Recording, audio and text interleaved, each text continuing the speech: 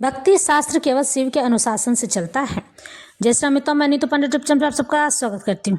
इस प्रसंग का वर्णन नारद भक्ति सूत्र में मिलता है।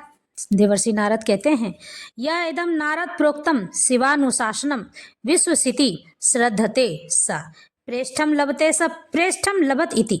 जो नारद द्वारा कहे गए इस शिव अनुशासन में विश्वास करता है वह प्रियतम को प्राप्त करता है, वही प्रियतम को पाता है।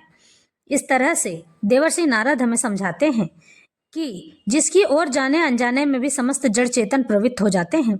जिस तरह नदियों का प्रवाह समुद्र की ओर हो रहा है, अनजाने में ही इसी तरह प्रत्येक जड़ चेतन अपने मूल कारण भगवान की ओर प्रभावित होते रहते हैं। उपनिषद के ऋषि कहते हैं कि कोई किसी को प्रिय नहीं लगता है। यदि कोई सर्वाधिक प्रिय है तो वह है आत्मा। सब जाने अनजाने में स्वयं से प्रेम कर रहे हैं। स्वामी राम ने इस संदर्भ में श्री कृष्ण की उस लीला को उद्धृत किया है जहाँ वे कालिया दाह में कूद पड़े। जो कृष्ण को प्रेम करते हैं वह सभी यमुना के किनारे रोते चिल्लाते हैं, विलाप करते हैं, लेकिन कोई भी बाल कृष्ण को बचाने के लिए यमुना के बाहर निकालने के लिए यमुना के जल में नहीं कूदता है। स्वामी राम कहते हैं, शरीरधारी कृष्ण नहीं, आत्मस्थ कृष्ण ही सबको सर्वाधिक प्रिय है। यही प्रीतम है, भगवान ही प्रीतम है। उन्हें प्राप्त करके भक्त कृत्य कृत्य हो जाता है, धन्य धन्य हो जाता है। यह भक्ति शास्त्र शिव के अनुशासन से ही चलता है। इसमें रस है लेकिन वह कल्याणकारी है। शिव का संकल्प भक्त का ही भी संकल्प कहलाता है। वह प्रिय की ओर आकृष्ट होता है, यानी मोहित होता है।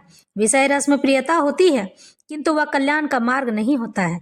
वह भटकाता है लक्ष्य से, लक्ष्य की ओर जाने से रुकावट है, इसलिए वह आकर्षण छूटना चाहिए।